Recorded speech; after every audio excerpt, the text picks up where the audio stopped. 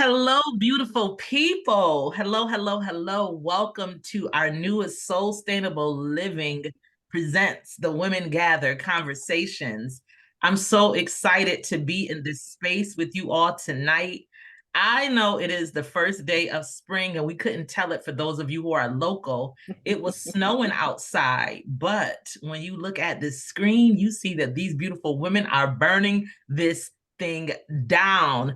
Shout out to them for being here tonight, making me smile all extra hard. I know about 45 minutes into this, the back of my head and neck are going to be hurting. You know how that is? You smile so hard, you get like neck cramps. So I just thank y'all for being so beautiful. It's my shallow self. And, I am very happy to be in the company of such beautiful women. First, I want to I got to thank my tech team, my husband, Christian, my husband, Kevin. Oops, I don't committed a sin. My husband, Kevin, and my son, Christian, they're in the building. We laugh and joke about men being in this space. But one of the things that has to happen is that we all are welcome, and we cannot keep having siloed conversations, whether you're male, female, non-binary, whatever, whoever you are welcome in here. All bodies are welcome, and we never want to create exclusion unless it needs to be a private space. And sometimes that is, the case. But when we start talking about, the way that we show up in the world, we need all folks to be on deck. So also, I have to thank the panelists, and we'll go into that in a little bit, and thank myself too a little bit. Happy that I'm here, but thank you. There are so many other things that you could have been doing tonight. Y'all don't got nothing to do. I'm about to sit up here and tell a story. Y'all happy to be here with us. Y'all was laying around the house, eating bonbons, being bored, crying about not having a vibrant social calendar. And here we come creating community. But no, seriously, you could have been anywhere else. So I'm so grateful that you chose to spend time with us. I'll introduce myself first, and then I'll allow the panel to go around and introduce themselves. For those of you who may not know, I am Dr. Takia C. Graham. I use she, her pronouns. I am like a connector. I am a gatherer. I believe in bringing people together. And so these conversations started on Facebook. Someone said something that they started with a poetry event. And Jemiah was one of the poets. One of my colleagues got in here and said, you know what, you need to do a virtual poetry jam. I said, okay, I'll do it. And then I put the call out for poets. And then from there, people were like, oh, we love this community. Let's do. And here we are. I think this is our third conversation. The first one was about the women who are 60 plus. So they've dubbed themselves the senior class. They are a whole crew now, and they'll be doing another workshop next month. Dr. Arlette Miller Smith will be facilitating that. Then we had a conversation about perimenopause, because that's the phase of life that I'm in. And we had some real, Martha was in that conversation. It was very, very authentic and true. We talked about really so many things that we don't necessarily engage in conversation about in larger spaces. So thank you to everyone who participated that in the chat box too. And then this is our third conversation. And I was calling it on Facebook, big, fat, beautiful bodies, right? Beautiful, big, fat bodies. And that's what we're going to talk about tonight. Beautiful, big, fat bodies, and not no PHAT, right? We talking about the FAT and various shapes of fatness and flyness and fineness and just, femininity, any other good Fs, and maybe some of the bad ones too, that you might imagine. But this is going to be a space of authenticity, transparency. It's a space of healing and joy. And although you might hear some moments where we talk about some things that might be, I don't want to necessarily say controversial, but things that might not be the positive or happy, it's all for the benefit of the growth, right? And so we want to make sure that you feel comfortable inside of the chat section. We will, after this is over, I save the chats to share with the panelists because they're really good information oftentimes. But so feel comfortable to share your stories, to share your love, to thank them for something that they're saying, to give an affirmation. They can't see all of you on camera. We have us pinned. And so feel free to have conversations about what we're talking about. Don't put your grandmother's chicken recipe, in the chat box, because we see that, happen as well. But this is a celebration. This is an affirmation. And so welcome to this space. For those of you who are not signed up for my mailing list, you will be. After the night, I'm going to sign you up. So thank you if you're not already signed up. And I don't email a lot, and I do what I call a once in a while or sometimes newsletter. But we'll be doing these sorts of conversations particularly after the summer when I launched my Black Healing Project. And every person here is a creative or has their own business or endeavors. And so they'll share some of those things at the end about their actual endeavors so you can reach out to them. And if you have a business or something, when we get finished at the very end, when I put the call to action, you can drop those things in the chat too, because we want to make sure that we're building community. Okay. All right, good people. I hope y'all got some water. Well, so if you're local, you know that you have to boil your water. So I'm drinking bottled water. I'm not taking any chances. Get some tea, boil the water, of course, or any of your already purchased hermetically sealed beverages.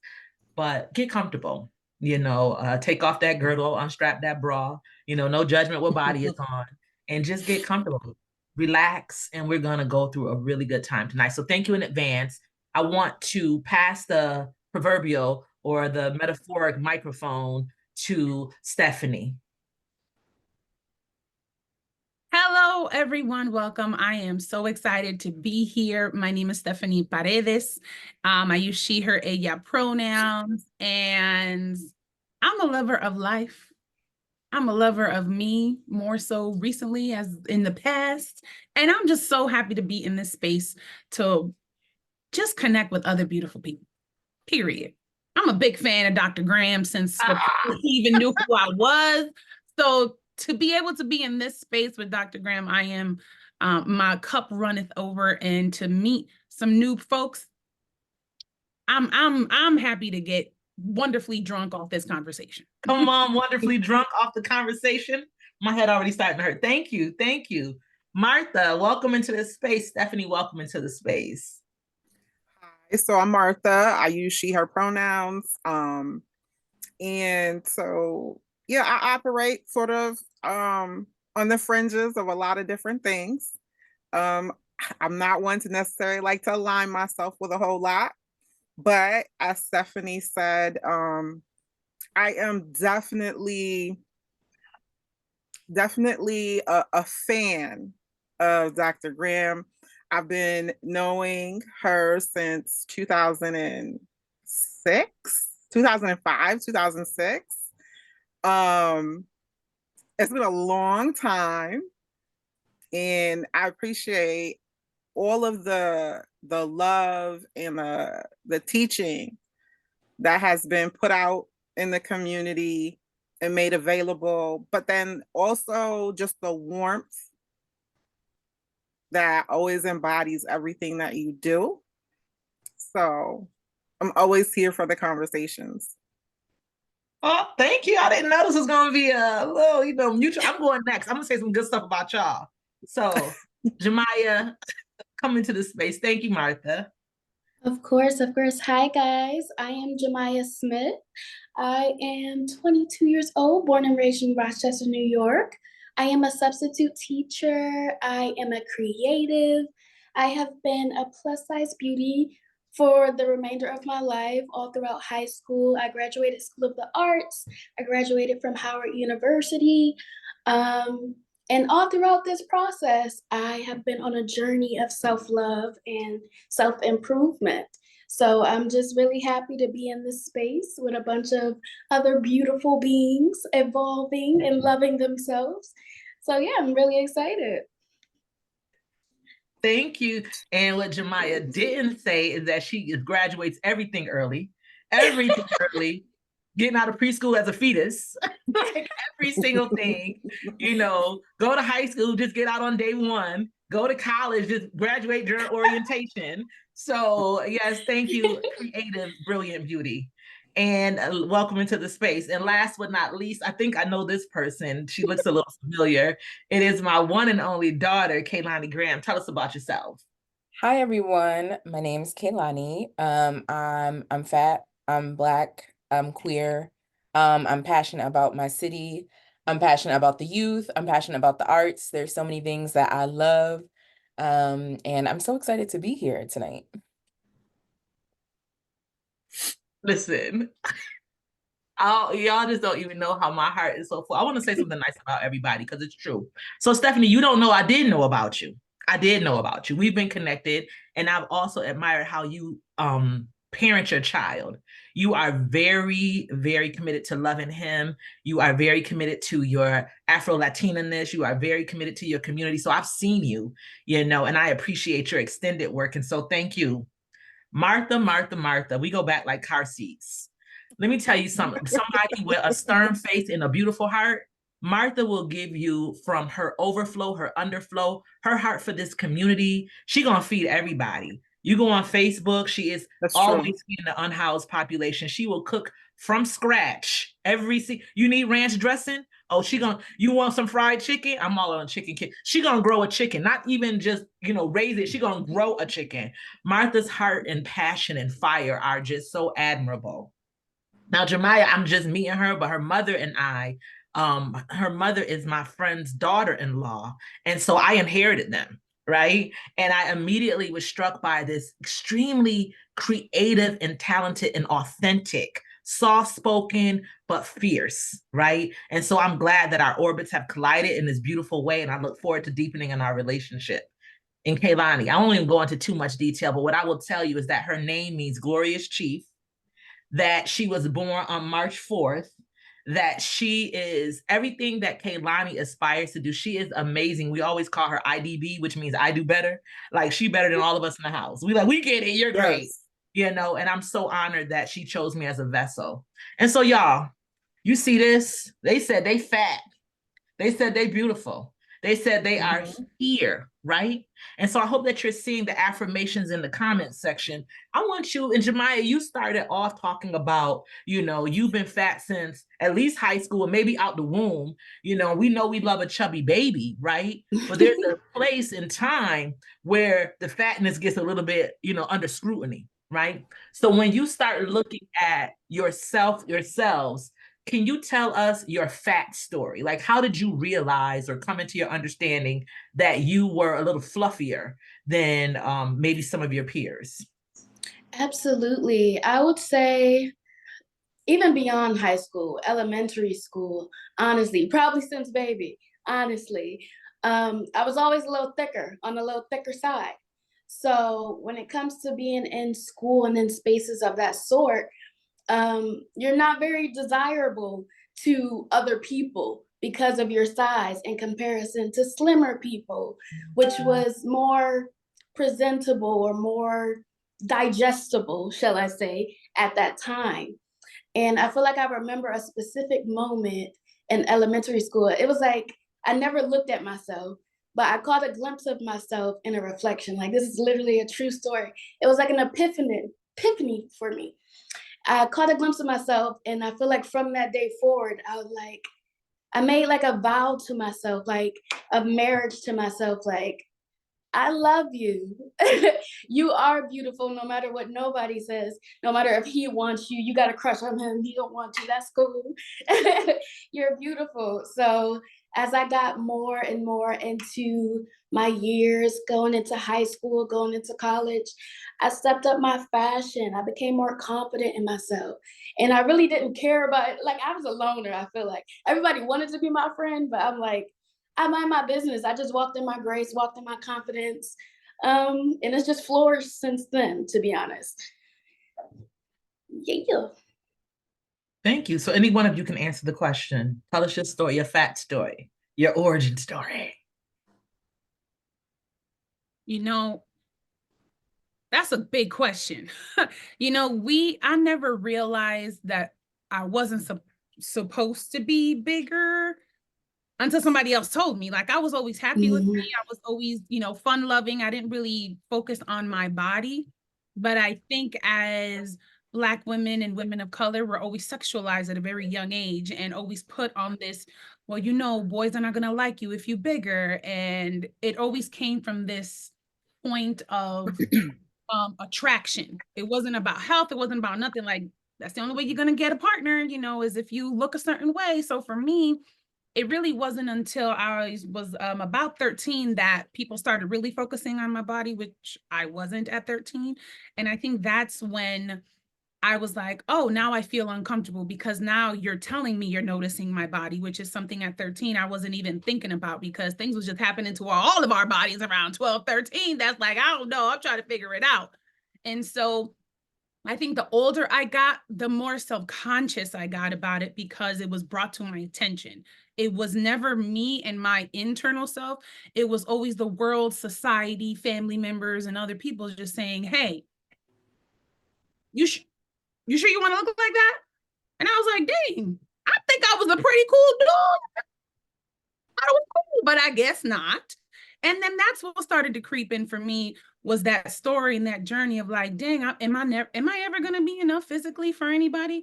Because if that's the first point of who you judge me to be, I'm already in the losing game according to the world and society. So for me, it was always focused on what do I need to do to make other people happy? And that people pleaser, whether it be physically, emotionally, it manifests itself onto so many different levels of our lives.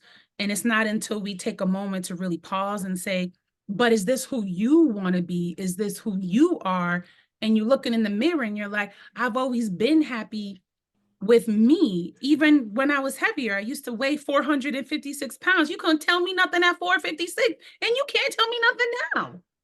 So it's just like, we need to start focusing more on us and our bodies and celebrating me. Like, I'm a whole vibe. And if you don't want to be with this vibe, you could keep it moving and go somewhere else. So for me, with that story, it's not until we start to write our own stories, using our own voice, using our own power, that we're able to step into it and say, you know what?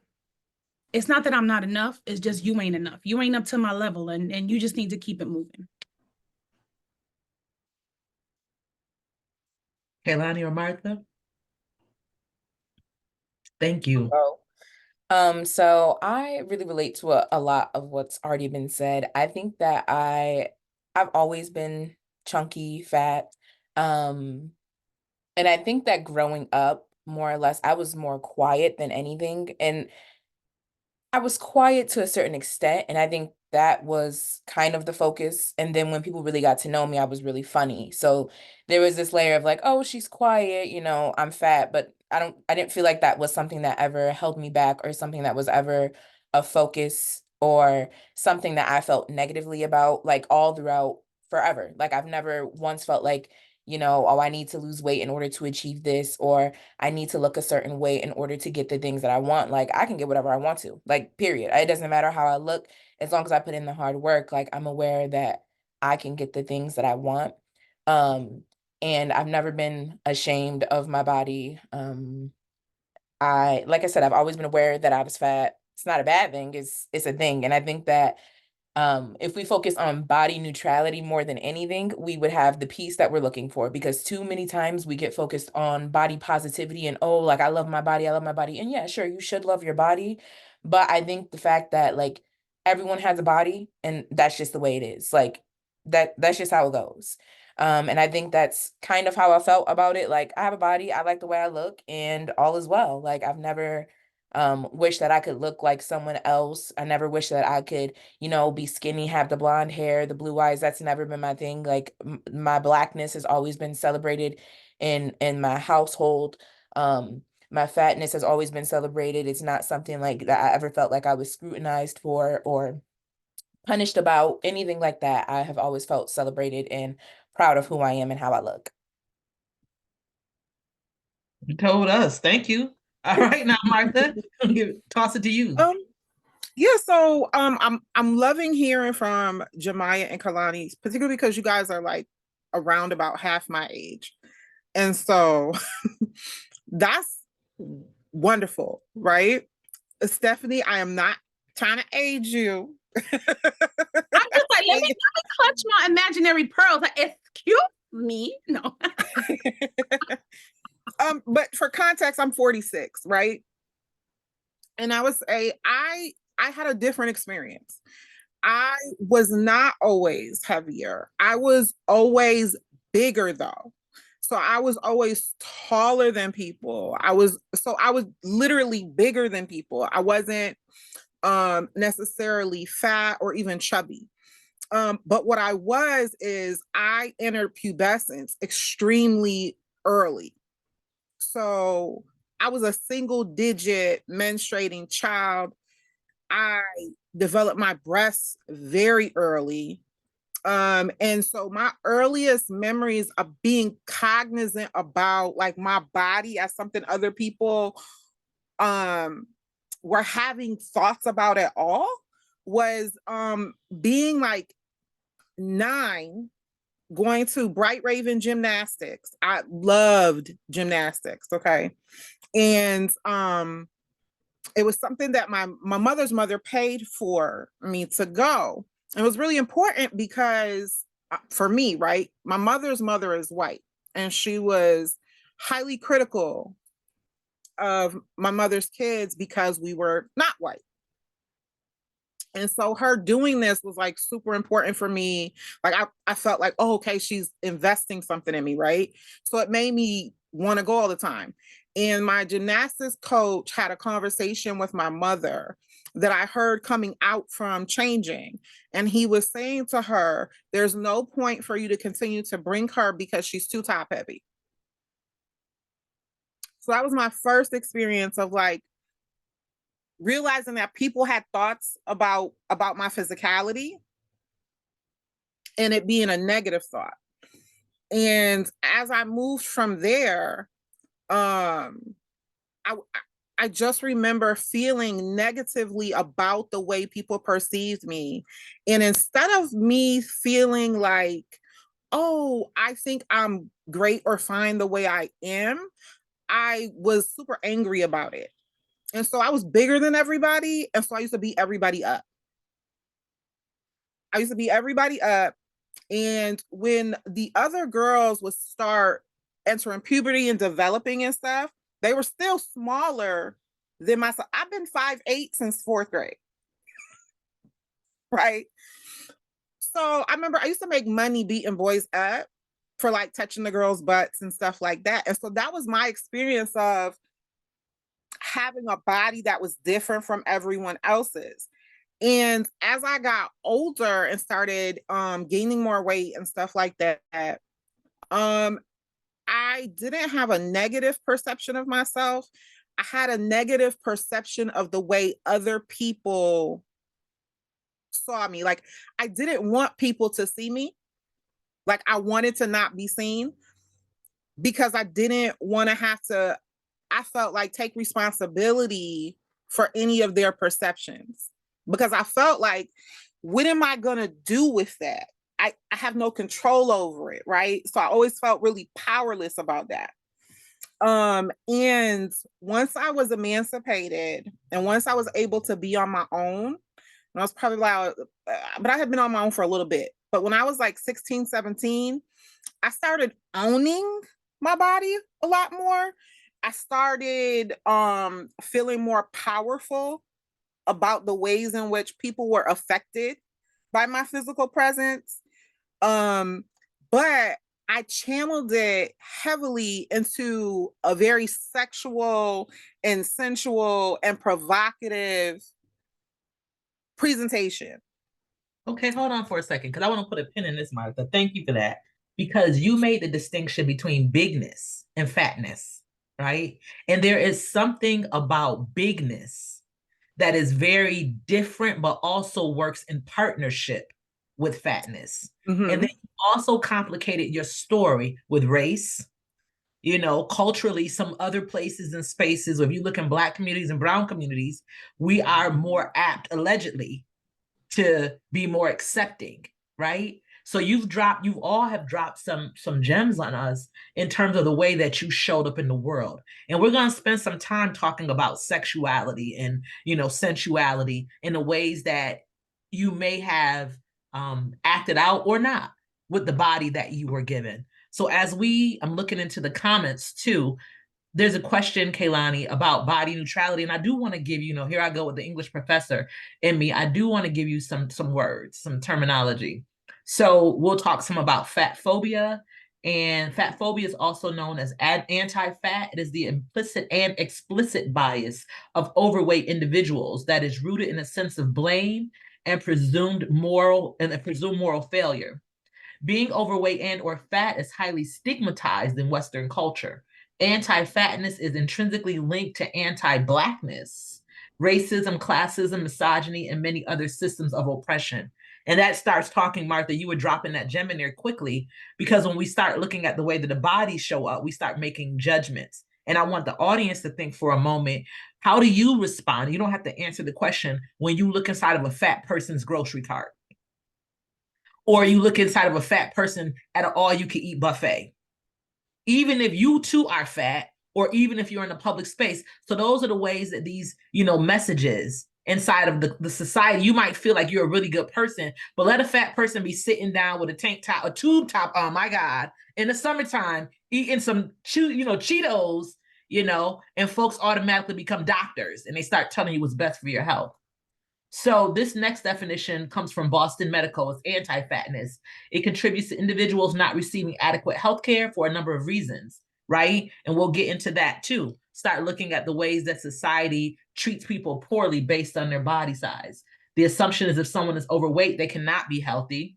Clinical care teams typically lack experience in treating diverse body sizes, and weight-related structural barriers equal also size of exam tables, gowns, blood pressure cuffs, and scale limits, right? I had an experience recently when I went to a new OBGYN, and the majority of people there were pregnant. I put in the gown, I was busting out of the gown. I was like, and it's the practice is owned by one of my really good friends' husband. And when I went to the front desk, she said, oh, and I told the new doctor, she said, oh, well, we don't, these are just the gowns that we get. And I'm like, everywhere else I go, I done been in gowns that's swimming on me. I'm up in here and it's like a blood pressure cuff. So my friend told her husband and they ordered bigger gowns, but it's 2024. Why am I up in here directing you to this? So, Kaylani, you started talking about body positivity, and any of you can jump in. Body positivity and body neutrality. I want to give you one final definition on body positivity. It's a movement to accept bodies of all sizes and types rather than those that conform to societal ideals of beauty. It emphasizes self-acceptance, inner worth, and appreciation for a body's abilities. That comes from Psychology Today. So when you all think about, body positivity, anti-fatness, fat phobia, body neutrality, what are the things that you think will be a good tool for those of us in attendance? Like anyone who's struggling or trying to rename themselves in the name of love. What are some tools or something that you think that someone could embrace? Because Martha, you had a different experience than Kaylani and Jemiah, 20 years difference, right? And Stephanie has a middle age and we're not asking. But when you think about the way the world has shifted in just 20 years, what do you think that is useful for folks?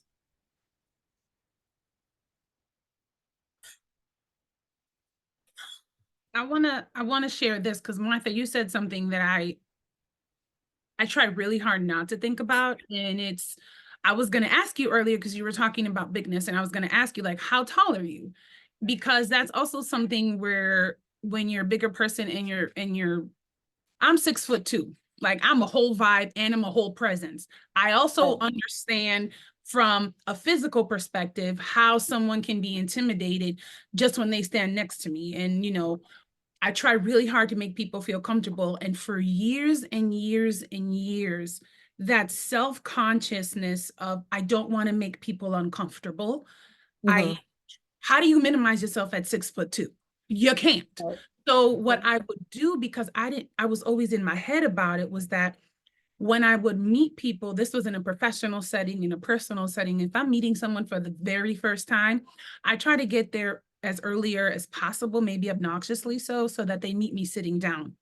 I didn't used to stand up to meet people because I wanted them to be disarmed by my charm while sitting down. So when I stand up and you see that I'm the 6'2" Amazon woman, that you won't be scared of me because we just sat down and had an hour conversation and kikied it up and had a great time. And so it wasn't until I really started thinking about how to, again, it's that inside voice, which is really an outside voice. It's not the voice that you talk to yourself at, is that you hear other people's voices louder than your own when it comes to your body and taking up space. And it wasn't until I got to college and I had two professors, both white women, one who was very thin, the other one reminded me of Miss Frizzle, and she was a little bit heavier, and I love them both so much. It wasn't until I got to college and really started thinking about occupying space on a stage as an actress. What does that look like it really started to change my mentality, because she said to me, stop apologizing for the space that you take up. Stop making yourself smaller on stage. And I didn't even recognize it, because it becomes habit to us. It becomes normal behavior for us.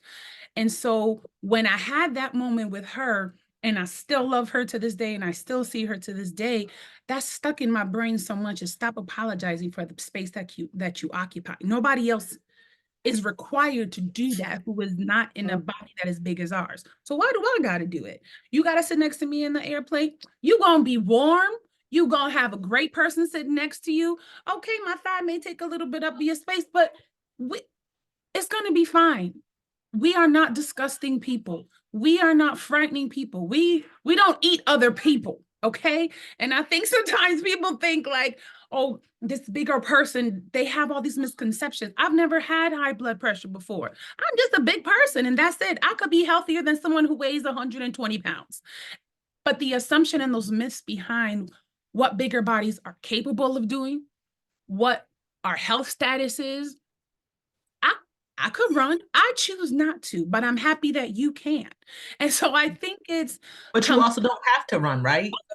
Why I gotta prove a point to you? Somebody be like, why do I have to run?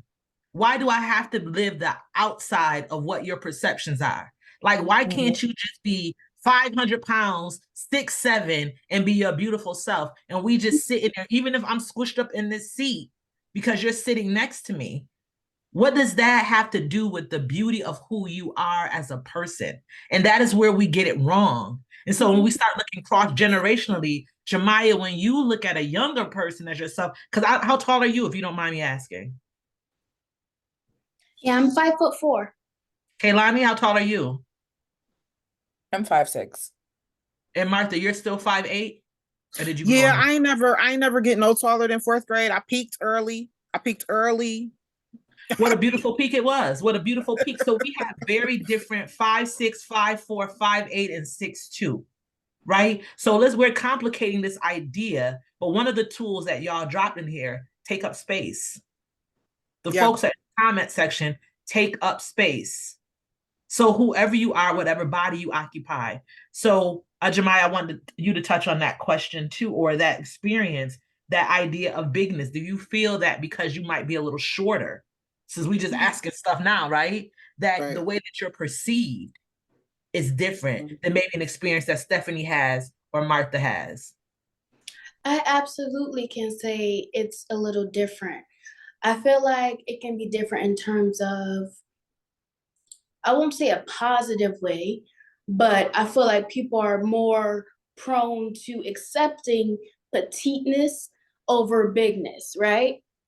But then when you're petite and fat, it adds a different layer where like, oh, you're not big, you're petite, but then you're fat. So I don't know really how to deal. And I feel like that experience, I see it a lot when it comes to intimate relationships, people's sexual interest in me. And also I see it a lot when it comes to, I can be my weight and I could be my size, right? But if someone's bigger, has the same number scale as me, they look a little bit different than I do, right? So it can come into play when people, I don't feel like I compare myself a lot, but a lot of people can compare themselves to me. A lot of people compare themselves to other people. So when you look a little bit different than somebody else that's your same size, it can get into your head a lot.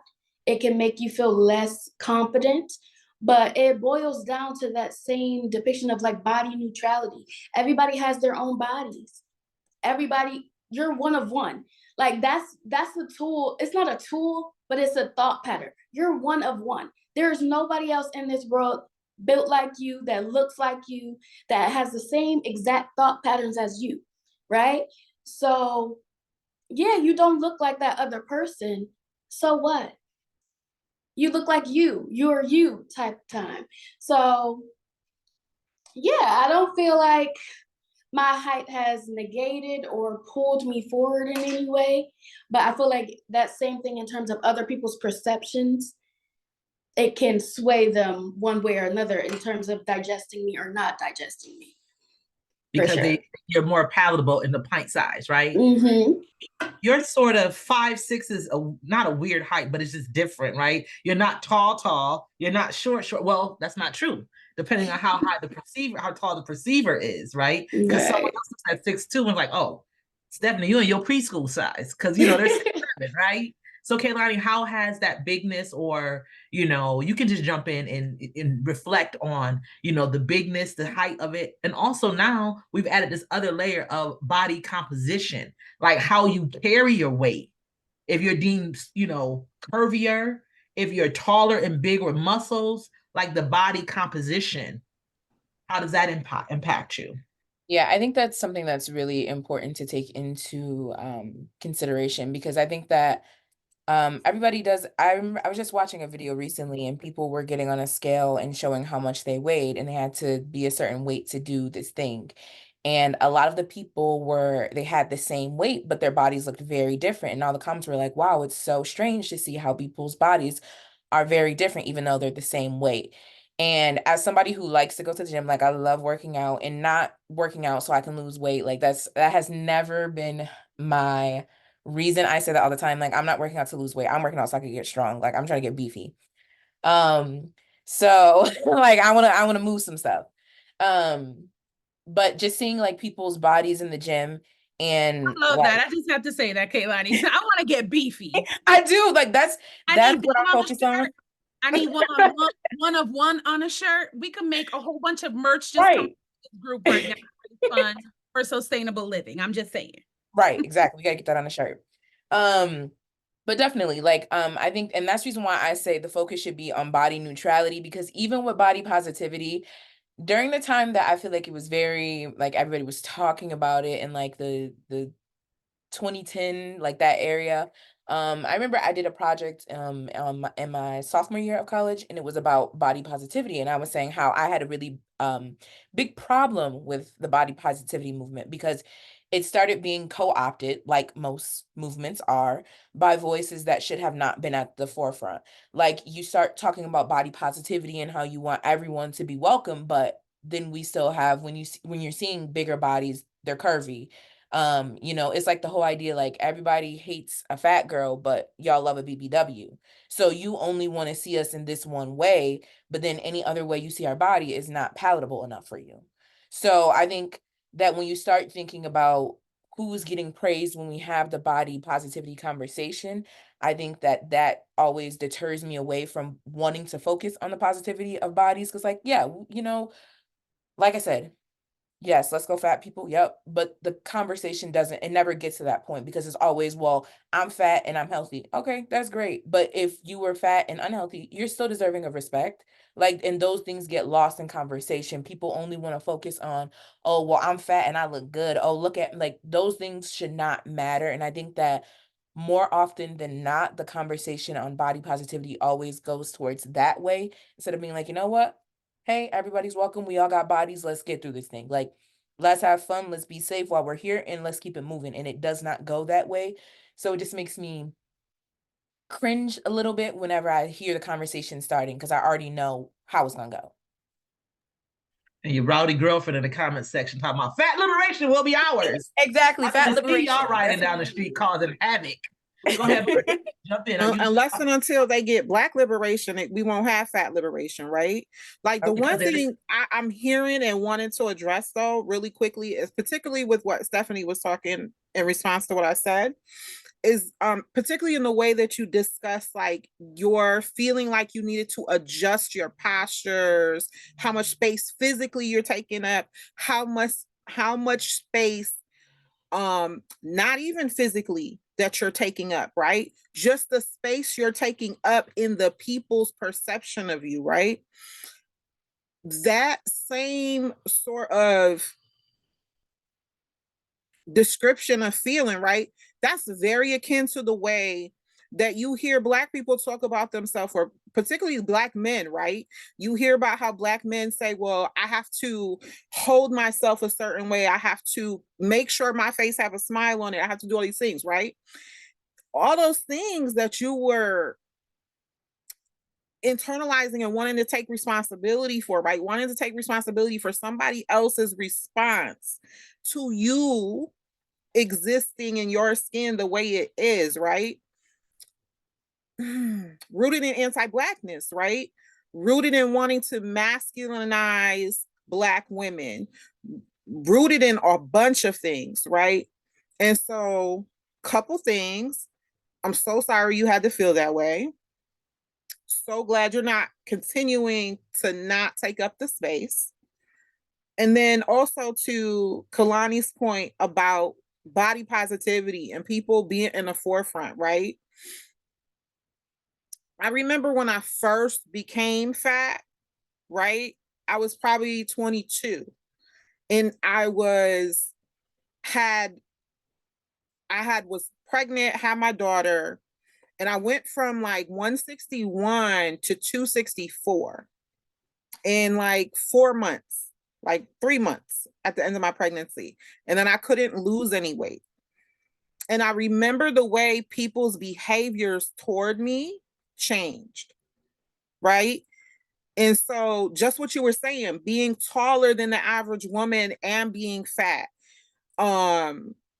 And people all of a sudden started being quote unquote intimidated or afraid or all those things, or saying that they were, right?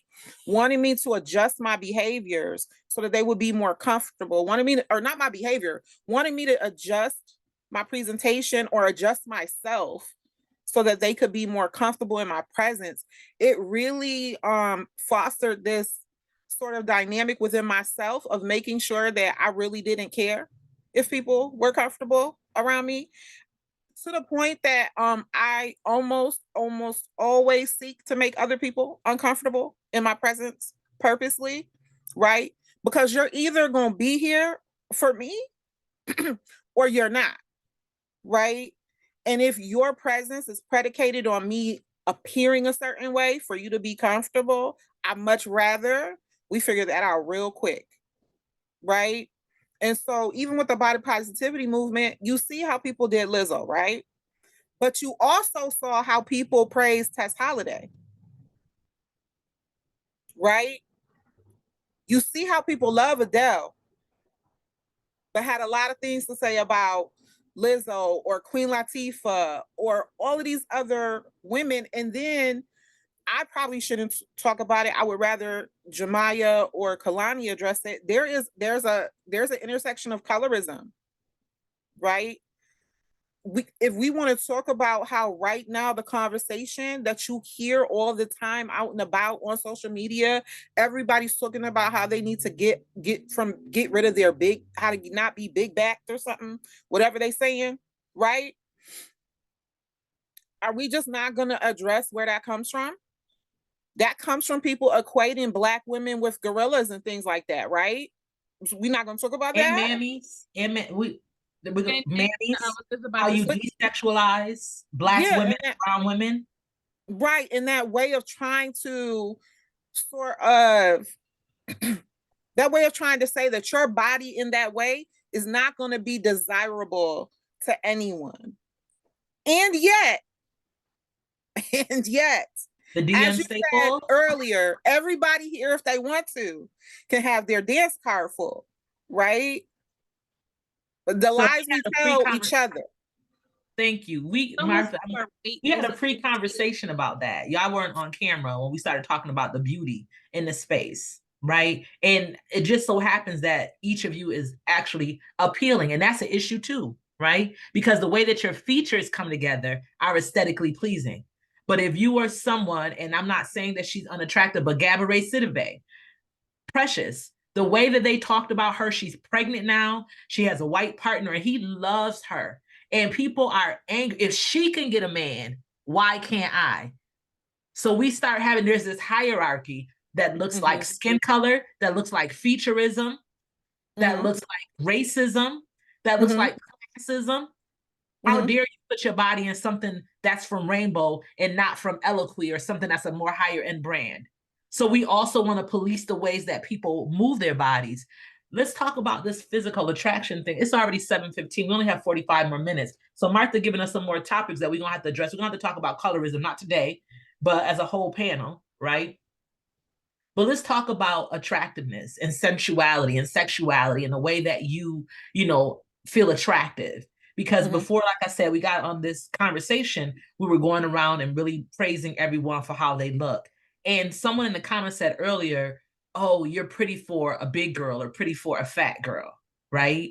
And so, but when I look at it, and we can talk about the cultural elements of it too, where Black and Brown communities have historically been more allegedly accepting until you get to people's personal stories and you find out that their Black grandmother had them in a girdle, you know, or their Puerto Rican grandmother told them that oh, you too fat. So we have this idea that if you're bigger and you're in one of these two communities, then you're automatically accepted. But that's not necessarily true. And there's some nuance with that. But tell us your beauty story. Like when you look in the mirror, let me say this about Jemiah. She has, if she ever opens up her social media, she's a, you know, like a digital creator, whatever. She does these collages of her, and she's always in some kind of like little wrap shirt, looking up towards the sun. And it is that one of the absolutely most beautiful things that I've ever seen. Like, and Kaylani, you already know how I feel, like your makeup and all that. And we were laughing today. I'm like, girl, you're gonna get him a little this, you know, a little this. So when you look in the mirror and when you consider, you know, the beauty that you possess, what is your beauty story, fat and all?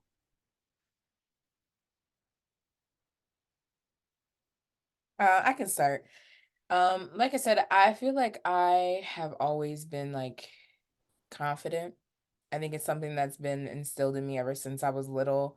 Um, I think that like my parents did a really good job at trying to make sure that I was very sure of myself. I started laughing because I was thinking about the Taekwondo sparring event where we were in Taekwondo when we were kids. And there was like we had to go to a tournament so we could level up in our belts. And yeah, everybody has always called me pretty girl. But when I went to this event, I had to go against this boy, and like in the first 30 seconds, I like knocked him out. So my dad was like, ever since then, I knew that she was gonna be a problem. And like, okay. But yeah, I feel like I've always been very confident, and just very aware of who I am. And I think that, like I said, when I was younger, I was very quiet. And even still kind of, I wouldn't say shy, but I am kind of reserved.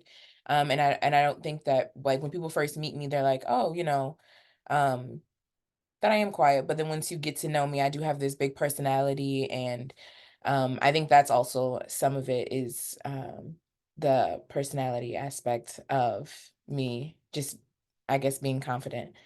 But yeah, I have never really felt I guess ashamed of my body or how I've looked. Like I cut my hair when I was 18 for the first time. So I've had shorter hair for a pretty long time. I've always been interested in alternative styles, so like different hair colors, the tattoos on my hands. So just there's just like a lot of ways that I like to express myself, and I feel like me being fat only enhances that ability. Like anytime I think about losing weight, I'm like, nope, I'm saying fat so I can cover my body in tattoos. Like that just gives me more like area. Like that's all I care about. So it's never been like something that I felt like I've had to be ashamed about, or that it's something that's, I don't want to say mattered, because I'm sure that to some other people it's mattered to them, but to me it has never mattered.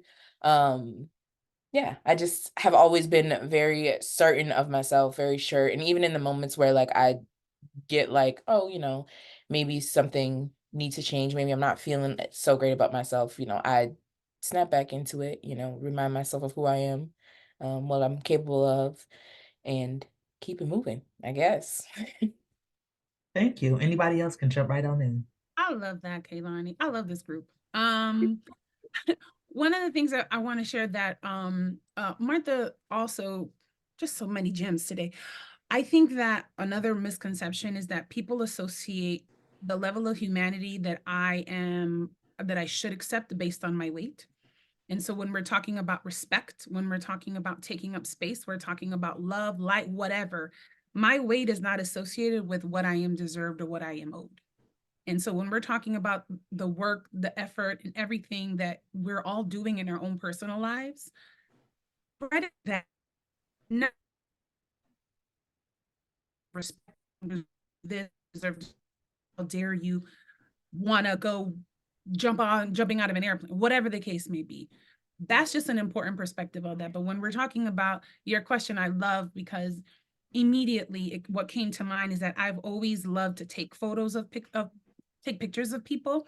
And it wasn't until, and including myself, you know, just on your phone or whatever, but it wasn't until I actually, there was a photographer who her focus was, she wanted to do some nature boudoir photos with heavier bodies, with bigger bodies. And I was like, you know, I must sign up, because I've never put myself out there with someone else. And because I never felt safe enough to do so, because the spaces weren't meant for me. When I did that photo shoot, and I did it, and I'll be very transparent, it was like, well, I'm gonna do something for my man. And what I realized after I saw the photos, when I saw myself through someone else's eyes, I was like, yo, you's a bad bitch. Like, look at you, girl. Like, you look good. You look, and believing what I was saying to myself, that was really transformative for me, because she was a bigger woman too as a photographer. And she was having just as much fun as I was. And she made me feel so comfortable. And it's like, yeah, we look in the mirror every day and we give ourselves, you know, positive affirmations, and we could do all these things. But when you see yourself through someone else's eyes and you're like, yo, wow, look at me. Oh my God. Not just look at me physically, but like, you see the light in your own eye.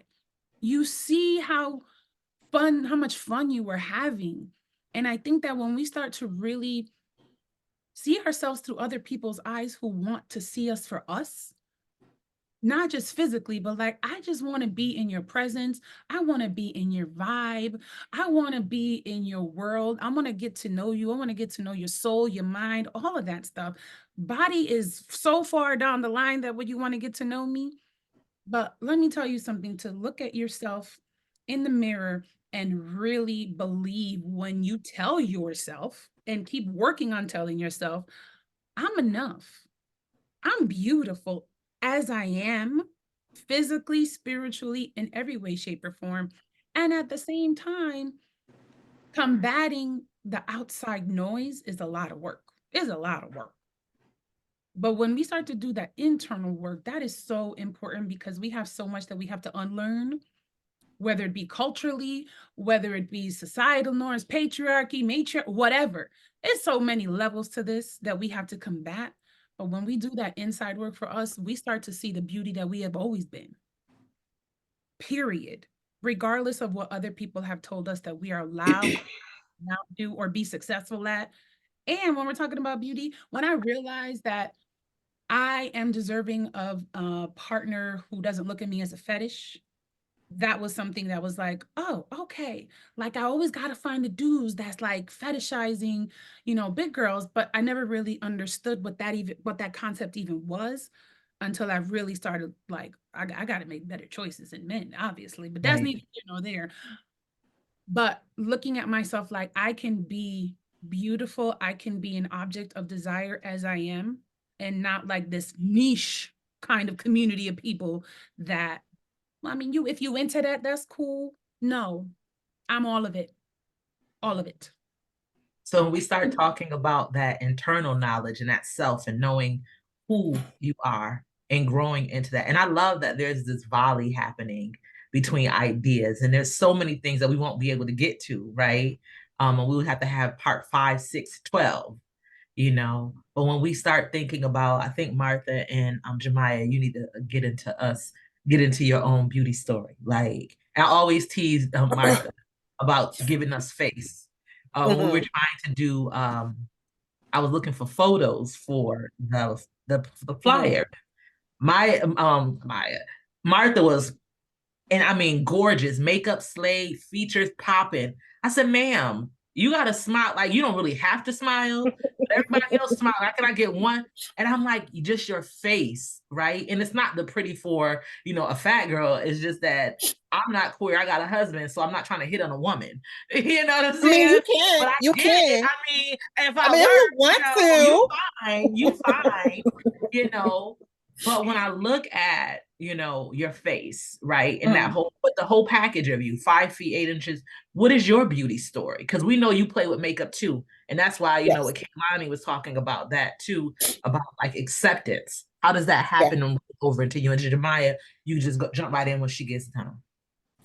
So for me, I honestly related a lot to what Kalani was saying, right? Once I decided to own me, right? Like once I got out from under other people, once I got out from under my parental situation in the way I needed to, where I had autonomy, I had agency. Listen, I cut all my hair off. I mean, at one time I just had a little piece of bang right here, and it was dyed like in rainbows. Okay.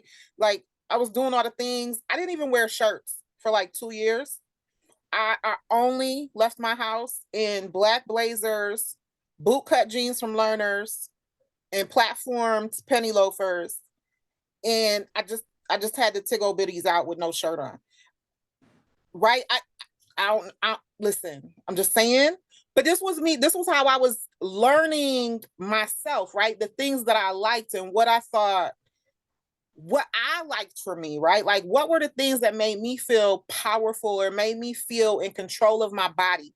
Because as a young person, I didn't have control over who could touch me or who could see me without my clothing or with my I didn't have control over that.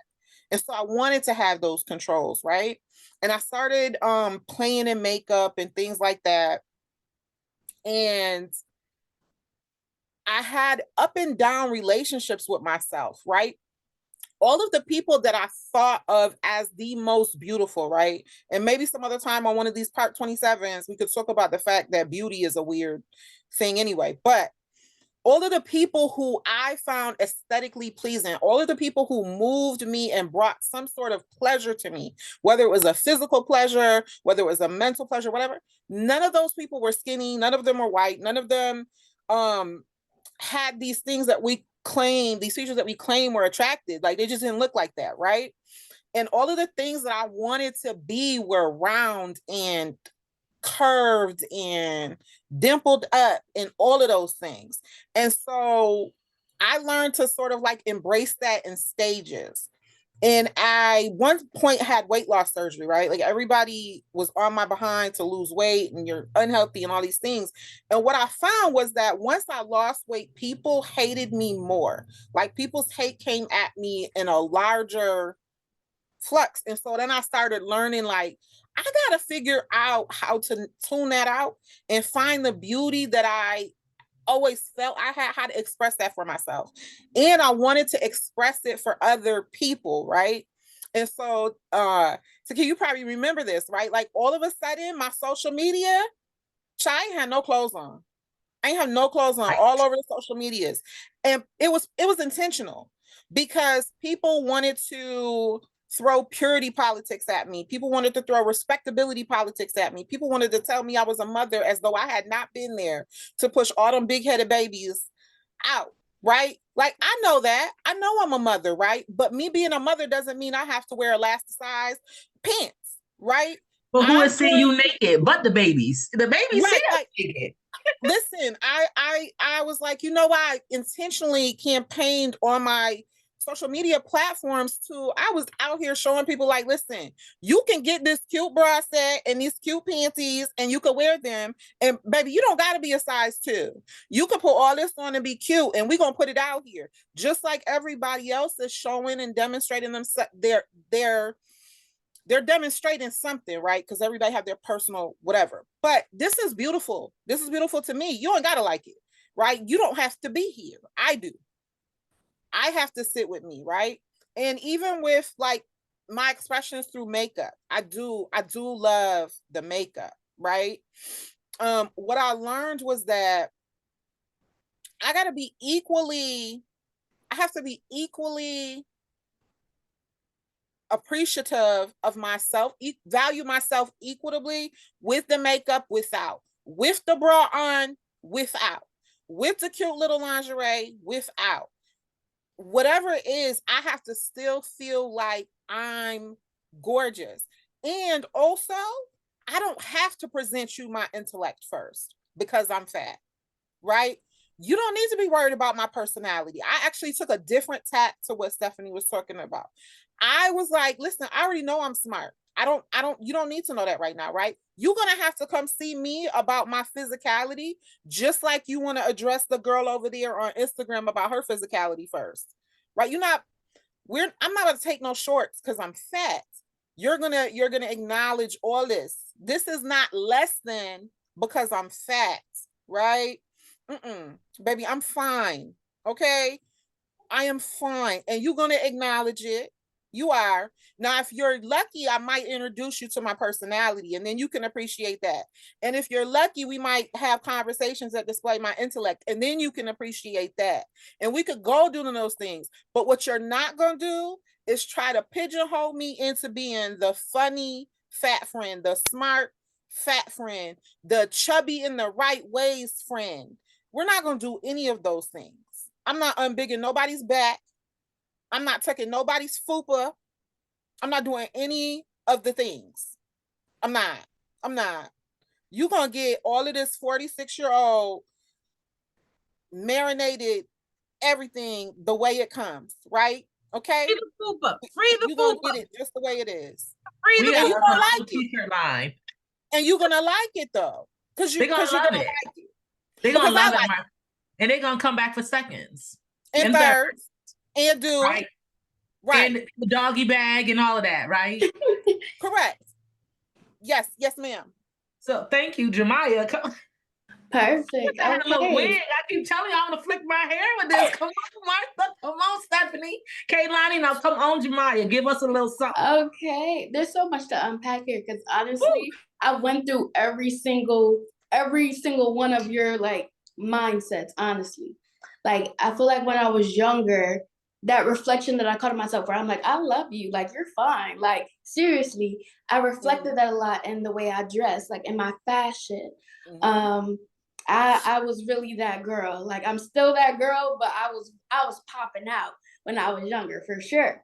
I changed my hair a lot. Like I took a keen interest into my appearance, right? But I feel like as I got more comfortable in knowing myself, it became like, yes, I'm fine. Like I'm fine. Like it's it, right? But me as a person, I'm fine. Like my core, I'm fine. Like I'm a great person. I'm a bright light.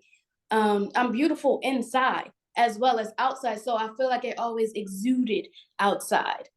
Even when somebody don't look at me like, oh, da da da, like you can't knock my confidence type time because I'm beautiful inside. So it always exuded outside for me. I take my pictures, like you mentioned, like I love taking pictures of myself and I do it really for me. Like I feel like I watch my stories more than anybody else watches my stories. Like honestly, like I watch myself over and over and over again because like genuinely I feel like I'm in love with myself as I view myself, as I see myself grow. Like I find myself so beautiful. Like I'm very enamored by myself, right? And so a journey that I also went on, like I, as of recently, like from Snapchat filters and like I deleted Snapchat completely. Like I stopped using filters. I just went raw, you know? I feel like I really just gained this confidence for myself.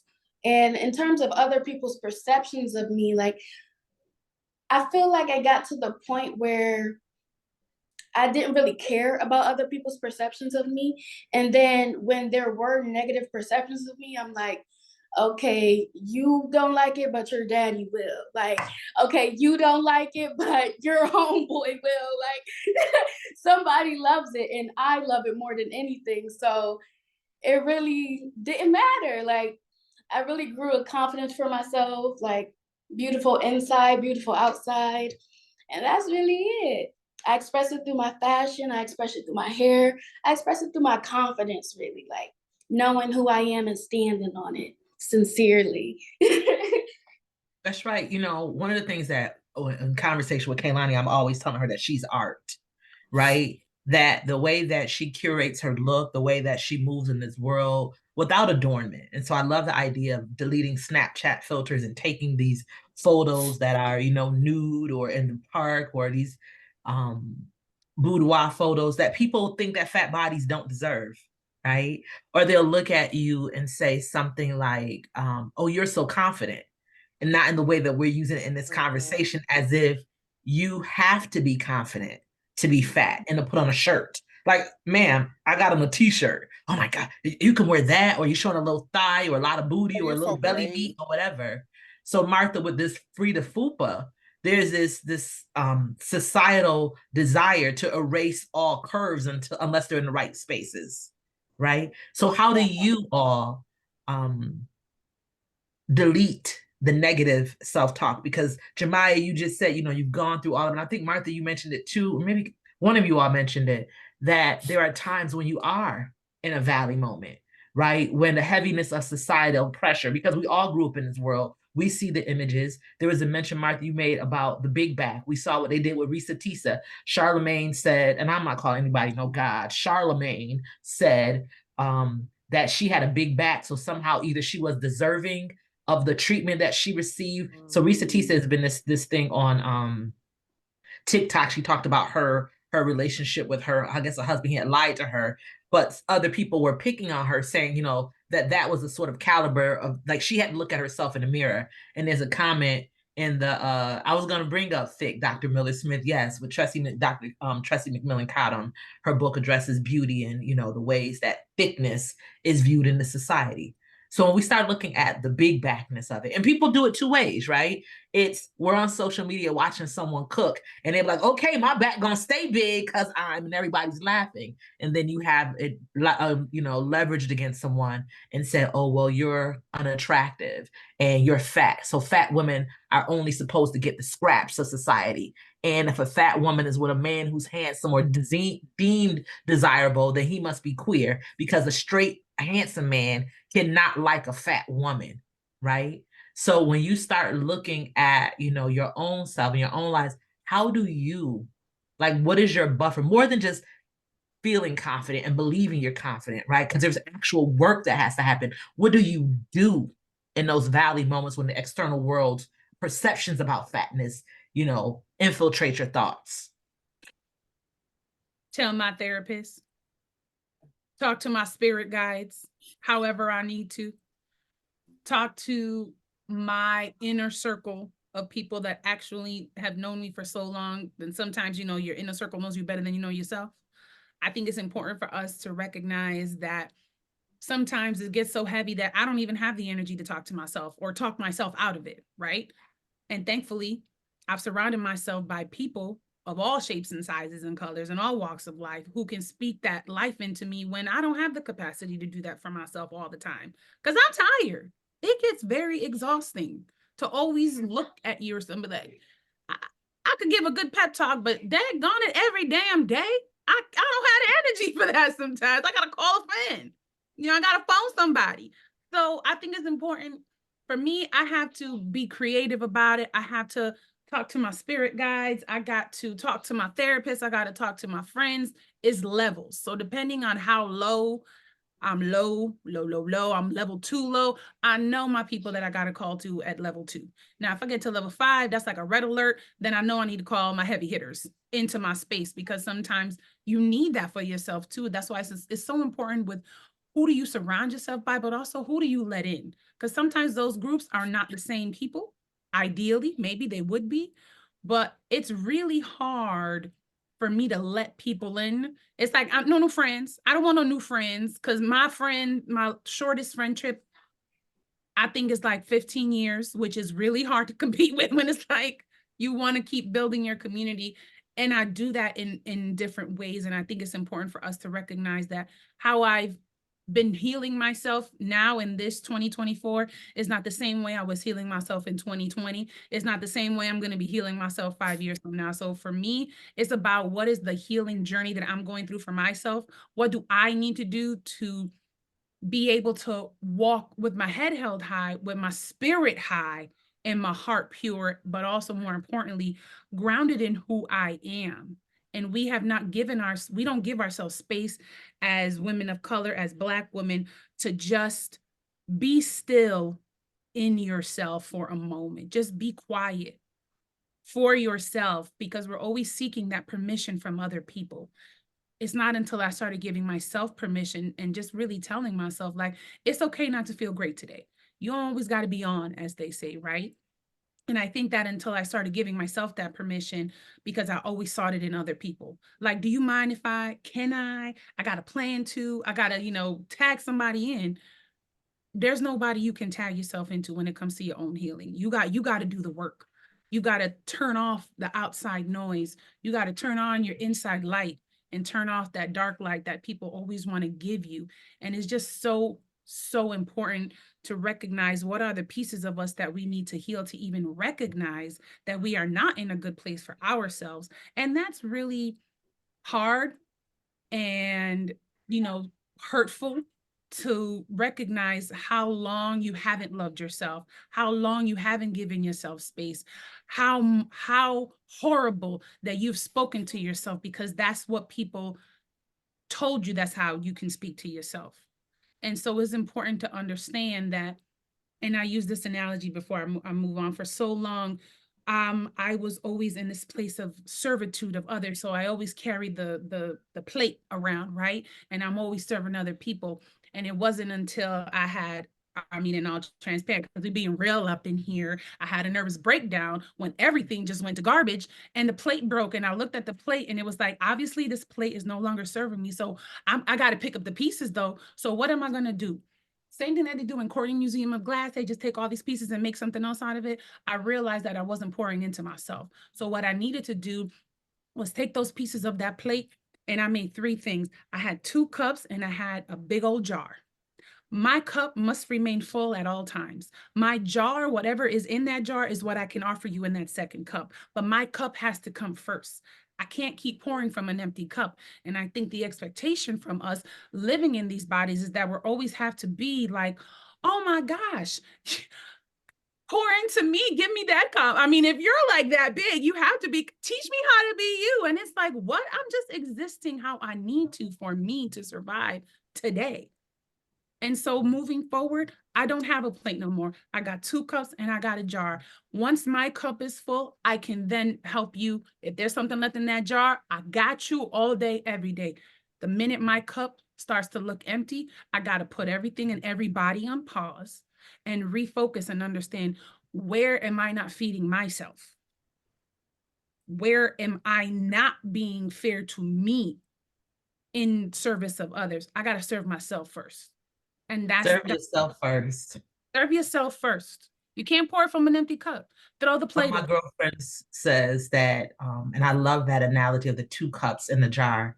She says that, my sister Sharita, that other people drink from an overflow. Like, you fill your cup and it spills into the saucer. They don't drink from the cup, they drink from the saucer, right? So that is absolutely beautiful. Martha, I'm gonna end the question with you. I'm gonna toss it to your nieces up in here. So Jemiah and Kaylani, I want you to think about, anything, that you might want to say in this space. Like, what is something that you do for yourselves when you are feeling a little bit depleted?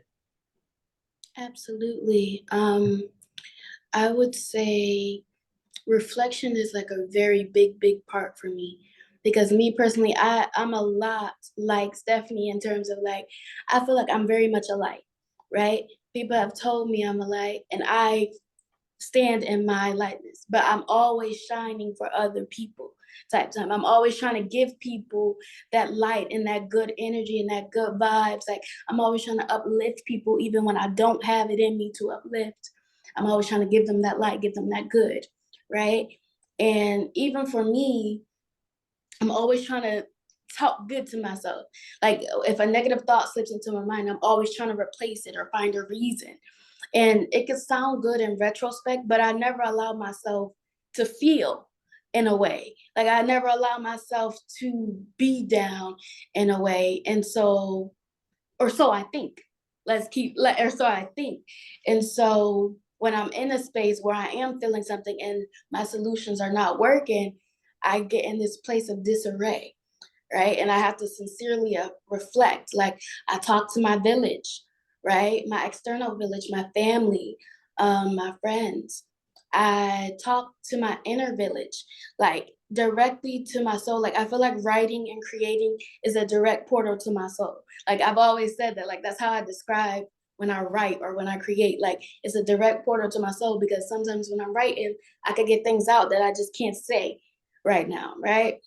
So I write, I reflect, I talk to my people. Like I really try to learn myself, get to the root of my problem so I can solve it. Basically, yeah. Thank you, Kaylani. I would definitely agree with Jemiah. I am a very reflective person. I love the ability to, write in my journal, sit down, think about what I'm thinking about, sit down and think about Seriously. what's going on and taking the time to write, because I really feel like no matter what it is that's on my mind when I begin journaling, by the time I get to the end, I'm like, girl, what were you even mad about? What was the feeling that you had at the beginning of this? And I really appreciate the ability to move through my emotions, because or whatever I'm feeling, because I work with the youth and helping them be able to identify their feelings and work, problem solve, and do those types of things. So I always like to remind myself that if I could do it for them, I could do it for myself. You know, really having the chance to take some time for myself always puts me back to feeling like I'm on the right path or in the right mindset that I want to be on. Um, yeah, I think those things always help recenter me. Thank you, Martha. Um, I'm just thinking about what the people are saying. So yeah, I guess the way I approach it is a little bit more, it's less highbrow, right? It's less, it's a little bit less love, light, and reflection, and more practical application, which is but that's very true of like how I operate regularly, right? Like so the way I really combat that is just sort of pulling in factual information, right? I intellectualize a lot more stuff than I um emote, right? Like I I very quickly will intellectualize even my emotions to be able to process them.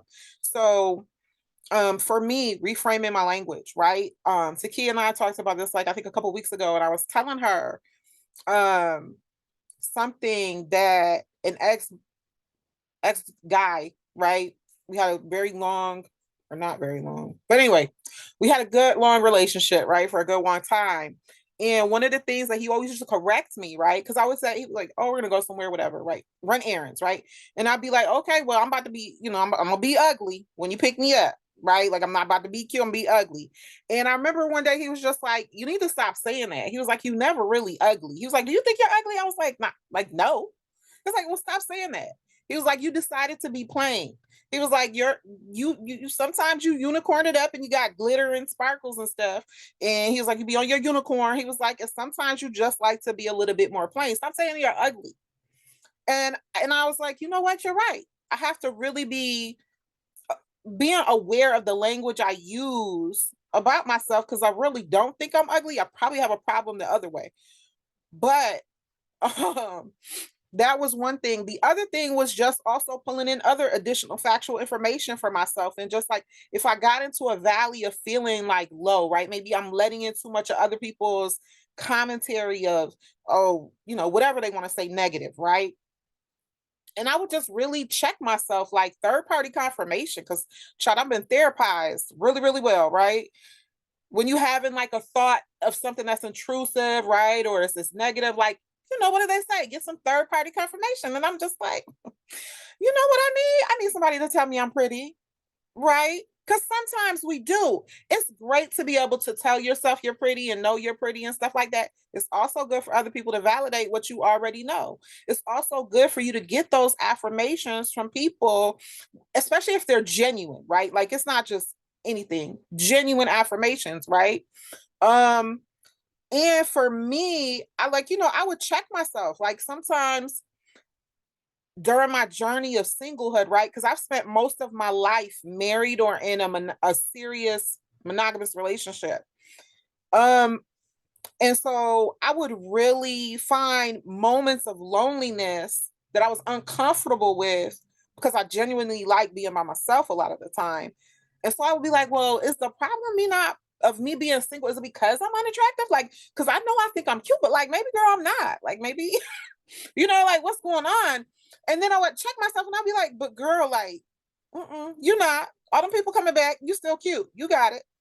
And also I had to take a journey of exploration in terms of like finding pleasure in myself so I could identify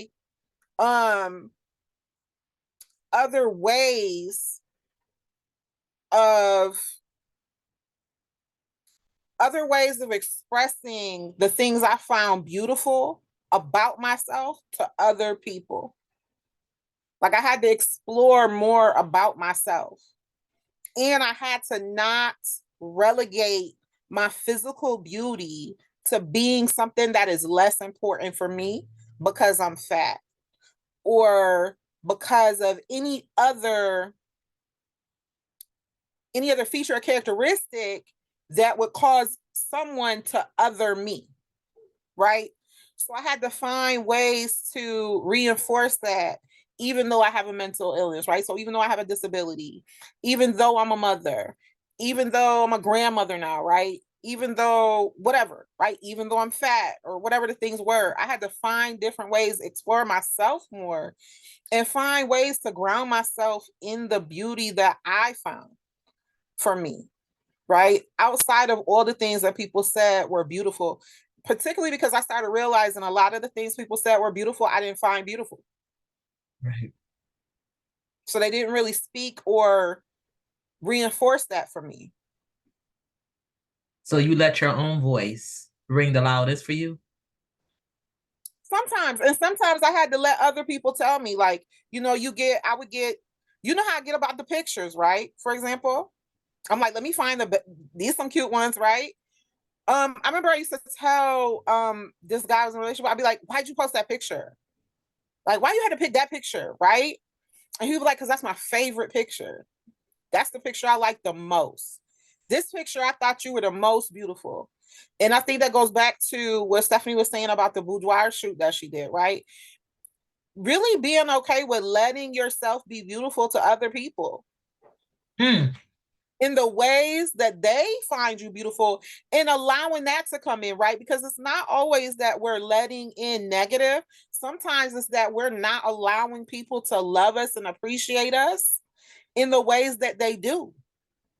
And we can't. How often as women do our husband take a picture of us and we're like, you posted well, that? but whatever though, Martha, like not just the people wanting to be cute for like life. Yes. Wanting to be pretty for life and defaulting to what society has deemed us as beautiful. So I love this whole concept of, and it's a perfect place to end, of not just blocking negative things, but allowing a passageway and being a portal for very good things. Yes. Right? Even if it doesn't look like what you thought it should. Even if it doesn't look like that, or something a language you don't speak. Don't block your blessings. But Maya Angelou says, when people show you who they are, believe them the first time, and we always default to the negative. Yep. And we don't know that there could be positive light in this. So before we finish, we have about 5 minutes, believe it or not. But let's take that word for ourselves. That goes for anybody. Allow a space for other people to pour into you. There are days that I tell my friends, let me be your mirror. Your vision is faulty. You don't really know what you should know about yourself. Oh, Jemiah, we're going to get ready for a poem. So I'm going to tell you what's going to happen these last few moments.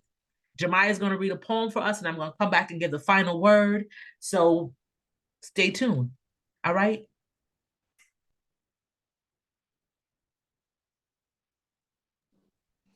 Alrighty. I don't have a title for this poem, so I'm gonna get right into it.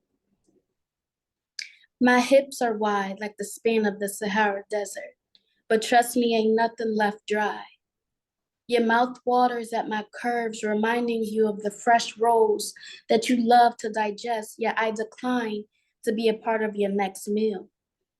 My confidence stems not from the lust of my voluptuous body, but from those that say I can't when I will. My confidence stems from me loving every bit of me. Despite there being a bit of me, I find that there's just more of me to love. Although I'm plush, I never found myself trying to cushion the world's view of what my body should, could, or would. See, with all my curves, my body size fits the extent of my soul's personality. So no, I don't apologize for being larger than life. When I say big, that does not correlate to unhealthy, unfit, or not right. Some stars are just a little bigger, so no, I won't dim my light to make you feel all right. With every nook and cranny, every crevice and fold, I find that there's a story to be told about being Black, beautiful, bold, and bright. My hips are wide, yes, but so is my might. Thank you. Thank you. Give it up for Jemiah the poet. Hold on, I want a copy of that. I want to print it out. I want to frame it. I want to put it by my desk. I'm not even playing with you of what I'm saying right now. Some stars are bigger. Yes. Yes. Yes to all of that. Yes. Wait, what happened to Stephanie? Hold on, we got to pin you back again, Stephanie. I done lost you real quick. Hold on, let me find Stephanie before we get up out of here. I'm in love with Soulstainable. The reason that we have intergenerational conversations is because we don't always have places and spaces for people to communicate, especially in the pandemic. We've had a lot of distance. Jemiah, that poem, I mean, I asked her if she would share a poem with us that focused on bodies or whatever, and she graciously accepted. I want to say thank you to each of you. I want to say I appreciate your transparency. And if you all could put some comments in the group chat for our panelists, I'm going to make sure that I share the chat with them. But Jemiah, you are truly a bright light. You are beautiful. You are kind. You are confident. You are talented. You are gifted. You are here.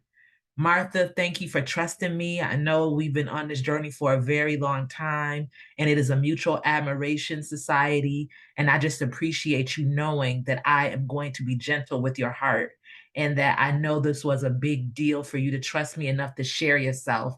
And I just want to say thank you. And you have definitely created some wholeness in this space for me and other people. So thank you. Kaylani, thank you for just being you. Thank you for your pink energy, your truth, your queerness, your Blackness, your authenticity, your voice. Thank you for just continuing to carve your own path. And I love that you have been your own person. I'm very clear about that. She is not little Takia. She is her own being. And I'm about to show up like I'm Kaylani's mother. So that has some bandwidth for me. Stephanie, all 6 feet, 2 inches of you are absolutely magnificent perfection. The boldness, the beauty, the passion, the fierceness, the generosity. If you all see the background, Stephanie created a background for Zoom for me. I'd already cleaned my dining room up. I would have had mine up too. But without hesitation, she gave something to me. And it was an affirmation because I was just on TikTok and it said that if you don't accept help, that's anti-community. And I've always been the plate bringer. And you in that moment, so when I said oh, let me mind my bald-headed business and accept this gift. It was because I was, chastised in that moment because I had to be a part of a community and not just a curator. So thank you for putting me in my place and gifting me something wonderful. Thank you to Kevin. Thank you to Christian. Thank you to you all. Please help me build my Soulstainable Living movement, www.soulstainableliving.com. We're going to do this again next month. Dr. Arlette Miller-Smith is going to come back with the senior ladies. I don't know what they're talking about, but they will be on this platform. I will be launching the Black Healing Project. Stephanie, you see everybody's name. Kaylani, Martha, Jemiah. Please look them up on social media. I know Stephanie does a lot of diversity work. She's big on theater. Martha is always trying to help out the community. Kaylani and Jemiah are both creatives and community stewards, so make sure that and this is how you build friendships. I know a lot of you tonight said that you were looking for friendships and community inside the chat section. You got to trust folks. And sometimes your heart will get broken, but the heart is a muscle. So hopefully you'll all keep following me. You'll keep trusting me. I really appreciate you. Thank you so much. My panel, can you please stay? The rest of you, be safe wherever you're going and look forward to some more emails and some more events. Thank you again and take good care. Thank you. Thank you so much. Thank you for creating this space, Dr. Grant. My absolute pleasure. My heart is full with this panel. I'm trying not to cry. I got a little, ooh, I know. Look what you Don't did. try not to cry. If you need to cry, cry. No, Martha. So here's the thing. I always cry. That's the problem. I love it. It's a running joke around here, Martha. I'll be crying at like commercials. And I remember one day when the movie Storks came out. Don't start no mess, Kaylani. When the movie Storks came out, I think I watched the last 15 minutes. Kaylani's like, Mom, you gonna cry? I was like, I'm not gonna cry. 2 minutes into it, who weeping? Okay.